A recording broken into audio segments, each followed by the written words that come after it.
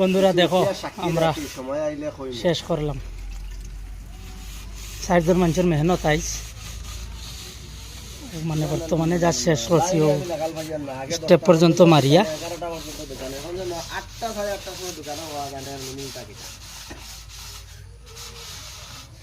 কামটা কিলা হইলো কমেন্ট করিয়া জানাইবা সবে খালি ভুল হলে হবে না, খালি বারবার ভুল হলে কেমনে হবে না দাওয়া কোনো কানো নাই